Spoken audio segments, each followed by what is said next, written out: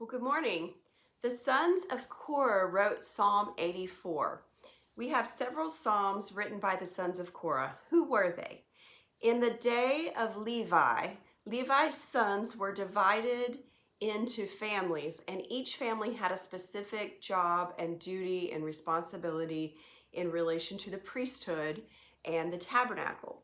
The sons of Korah were the ones who actually, and Korah and his family, they were actually assigned to be inside the tabernacle and to take care of the items that were inside the courts. They had exposure to the proximity of the presence of God. They had exposure to be inside the courts of the Lord. So it was an amazing responsibility that they had.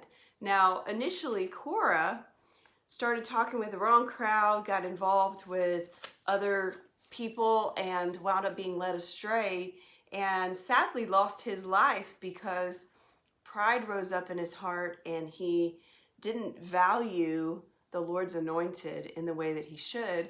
However, his sons lived and continued generation upon generation being connected and involved in the tabernacle. And therefore, when they write, they know what it's like to be as close to that holy place as they could be and inside the second court.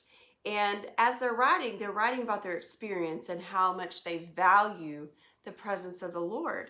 And I want to read a few verses out of Psalm 84. We'll start in verse 4. Blessed are those who dwell in your house, who ever sing your praise.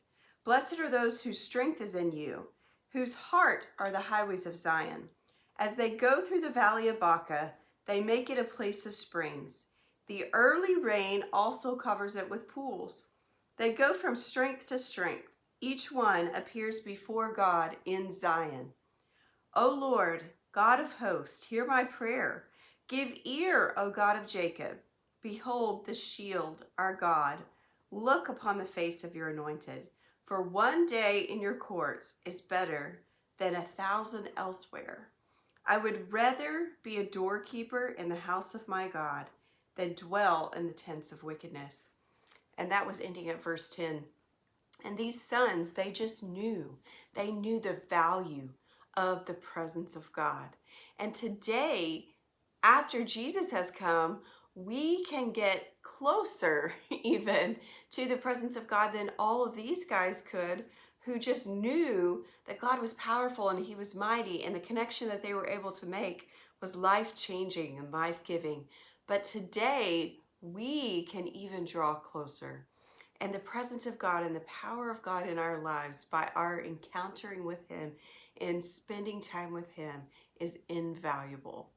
And I want to read the verses again just with a little bit of slant to them. I've looked them up in Strong's, and Strong's puts the original Hebrew and Greek definitions with the words in the chapter. And so I just kind of rewrote a few of them based on what the Hebrew meaning for those words are. So we'll start in 4, we'll end in 7. Happy are those who sit down and remain in your court. They will shine. They will celebrate. They will radically celebrate, and they will be even given in marriage.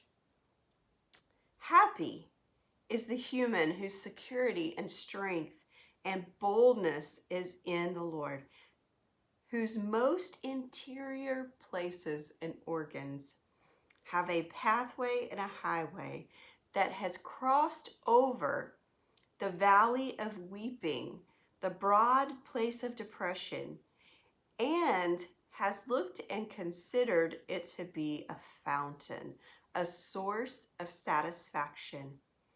The teacher wraps and covers and brings and even rolls out blessings.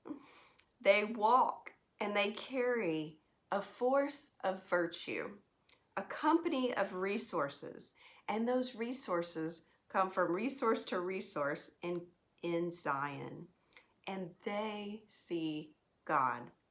So obviously trying to translate word for word is not going to have a complete sentence structure, but I love looking at original meanings of words because this really unfolds the story.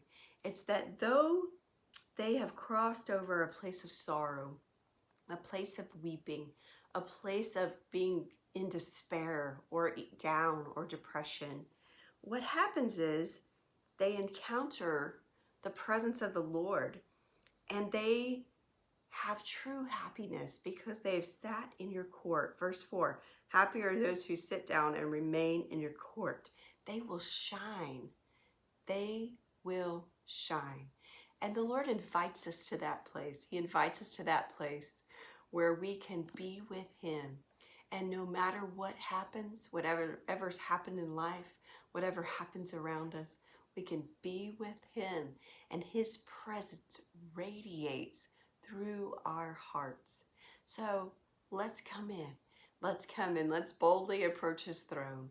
And let's enter into that connection, that deep connection with the Father that brings light and life in every place of our hearts. Have a really good day today and enjoy the presence of the Lord.